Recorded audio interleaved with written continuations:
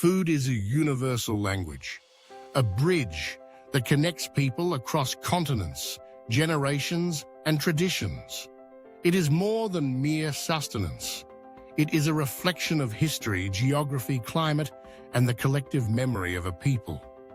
Every culture has its own culinary identity, shaped by centuries of adaptation, innovation, and necessity.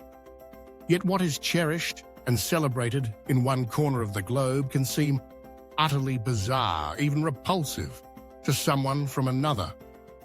This fascinating contrast is nowhere more apparent than in the world's most controversial and disgusting foods. Dishes that, while beloved by locals, can shock or unsettle outsiders. These foods challenge our perceptions of what is edible, what is delicious, and what is taboo, reminding us that taste is ultimately a matter of culture. In the heart of India, a country with a rich tapestry of culinary traditions, there exists a practice that baffles many from outside its borders: the consumption of gomutra, or cow urine. Rooted in the ancient Ayurvedic system of medicine, gomutra is believed by some practitioners to offer a host of health benefits, from detoxifying the body to treating skin ailments. The reverence for cows as sacred animals in Hinduism underpins this tradition, elevating the cow to a symbol of purity and spiritual significance. For those raised within this worldview, gomutra is not just a liquid. It is a potent, purifying substance. Yet, to outsiders, the very idea of drinking urine, regardless of its origin, can be deeply unsettling, even revolting.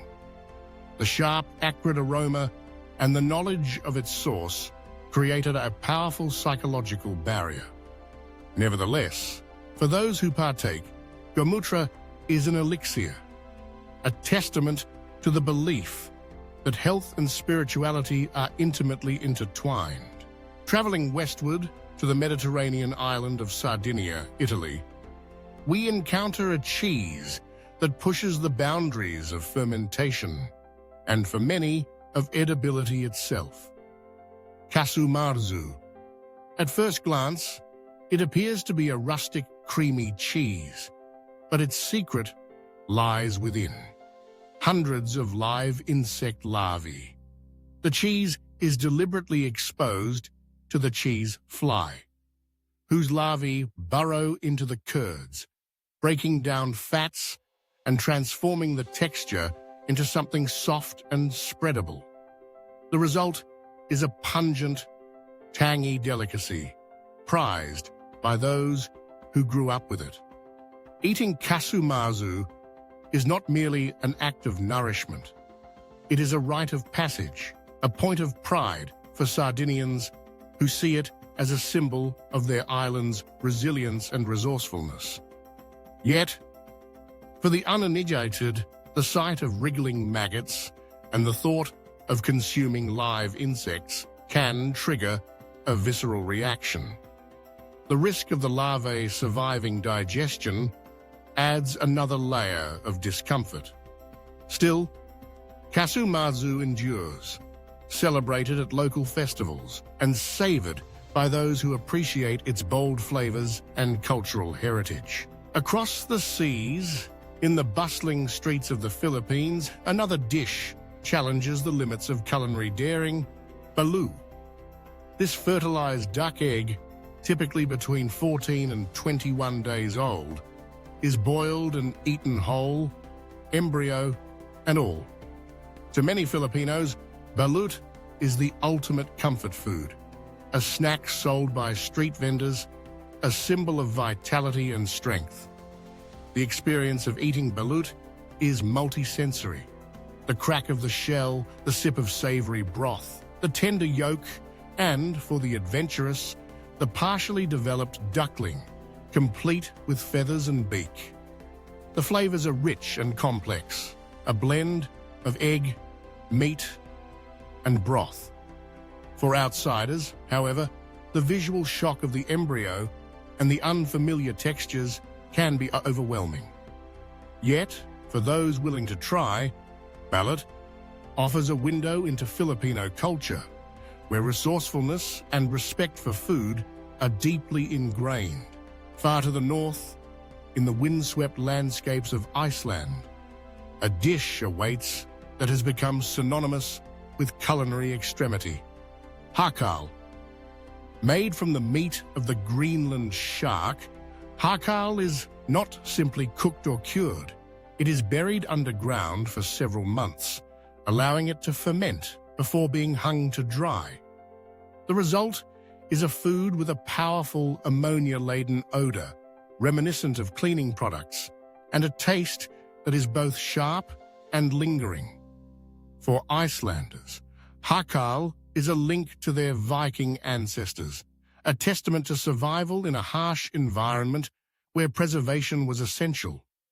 It is traditionally served during the midwinter festival of Thorrablot, accompanied by shots of brennivine, a potent local spirit. For visitors, the initial assault on the senses can be almost unbearable.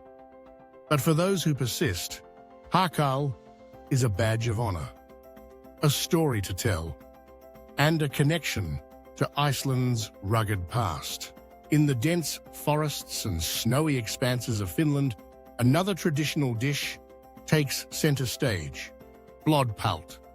These dumplings, made from blood, usually reindeer or pig, and barley flour, are a staple in the far north, particularly in Lapland. Blodpalt is hearty, filling, and rich in iron, a perfect food for surviving long, cold winters. The dumplings are often served with butter or lingonberry sauce, adding a touch of sweetness to their earthy flavor. For Finns, blodpalt is a taste of home, a reminder of family gatherings and the rhythms of rural life. For those unaccustomed to eating blood, however, the deep, dark color and metallic taste can be daunting, yet dishes made with blood are not unique to Finland. They are found in many cultures, a reminder of a time when no part of an animal was wasted. Turning to East Asia, we discover a dish that is as much about spectacle as it is about flavor. Sanakji, or live octopus, from South Korea. In the bustling markets and restaurants of Seoul and Busan, diners can order fresh octopus chopped into small pieces and served immediately, the tentacles still writhing on the plate. The sensation of eating sanakji is unlike any other. The suction cups cling to the tongue and cheeks, the flesh chewy and slightly briny. For Koreans, sanakji is a delicacy, a symbol of freshness and vitality. It is often enjoyed with a dipping sauce of sesame oil and salt, accompanied by soju, the local spirit. For outsiders, the ethical and sensory challenges are significant. The sight of moving tentacles, the fear of choking, and the knowledge that the animal is still alive. Yet, for those who try it, sanakji is an unforgettable experience, a testament to the diversity of human taste. In China, a country with one of the world's oldest and most varied culinary traditions, the century egg stands out as a dish that defies expectations. Known as pidan, the century egg is not actually 100 years old, but rather preserved for several weeks or months in a mixture of clay, ash, and quicklime. The transformation is dramatic. The egg white becomes a translucent amber jelly, while the yolk turns a deep greenish gray, creamy and pungent. The aroma is strong, reminiscent of sulfur and ammonia, and the taste is rich, savory and slightly salty. Century eggs are often sliced and served with pickled ginger or added to rice porridge, imparting a unique umami flavor. For many Chinese, century eggs are a beloved comfort food, a reminder of home and tradition. For outsiders, the appearance and smell can be off-putting, but for those who embrace the adventure, the century egg is a revelation.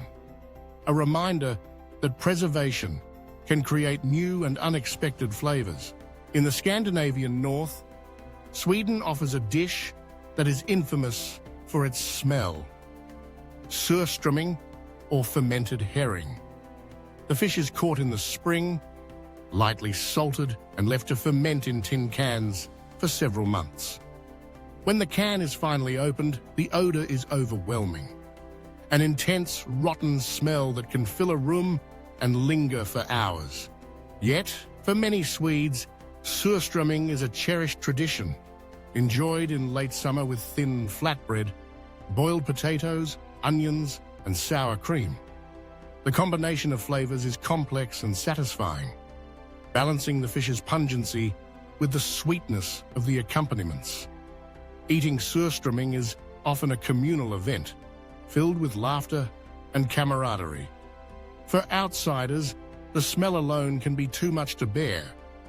But for those who persevere, the experience is both challenging and rewarding.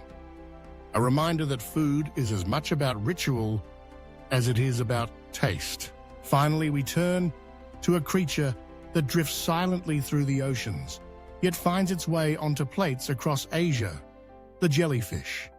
In China, Japan, and Korea, jellyfish is considered a delicacy, prized for its unique texture rather than its flavor. The preparation is meticulous. Jellyfish must be cleaned, salted, and often soaked in vinegar to achieve the desired crunch. It is typically served cold, in salads with sesame oil, vinegar, and vegetables.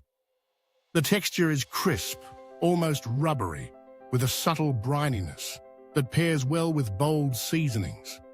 For those unfamiliar with jellyfish, the idea of eating an animal known for its stinging tentacles can be disconcerting.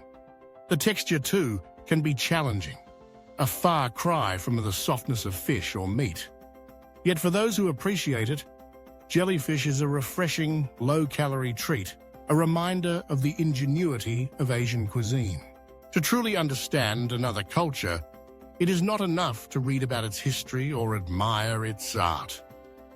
One must also taste its food, even, perhaps especially, the dishes that seem most alien. This act of culinary openness is an act of respect, a willingness to step outside one's comfort zone and embrace the unfamiliar. It is an opportunity to discover new flavors and textures, to hear the stories behind the recipes, and to connect with people on a deeply human level.